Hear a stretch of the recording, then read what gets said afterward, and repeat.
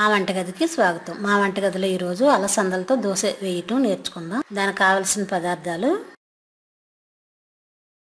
అలసందలు 250 గ్రాములు అంటే పావు కిలో, నూనె 2-3 టేబుల్ స్పూన్లు, ఉప్పు రుచికి తగినంత, దోశల్లో వేయడానికి ఉల్లి, పచ్చిమిర్చి, కొత్తిమీర, జీలకర్ర, అల్లం ముక్కలు కట్ చేసి ఉంచుకోవాలి. ఇప్పుడు ఎలా తయారు చేయాలో చూద్దాం.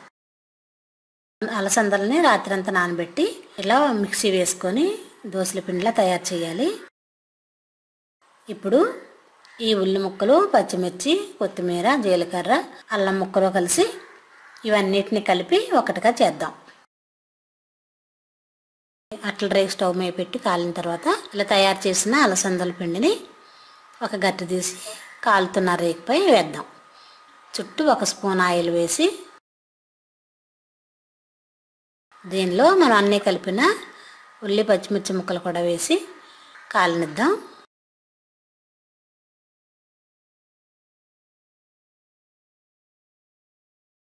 అలాగే ఒక పక్క కాలిన తర్వాత రెండో వైపు తిప్పుదాం. ఇవి అలసందలు చాలా టేస్ట్గా ఉంటాయి, ఆరోగ్యవంతమైనవి కూడా. వీటిని బొబ్బర్లను కూడా అంటారు.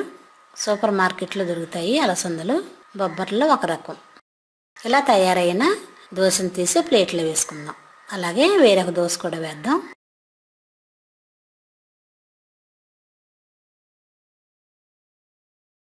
మళ్ళీ ఉల్లి, పచ్చిమిర్చి మిశ్రమం వేసి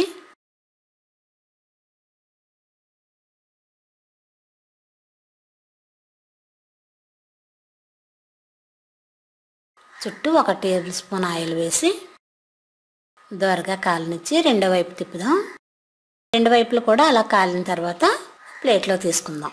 దీన్ని వేరే ప్లేట్లు పెట్టి మనకి ఇష్టమైన చట్నీలతో సర్వ్ చేస్తే అలసందల దోశ రెడీ.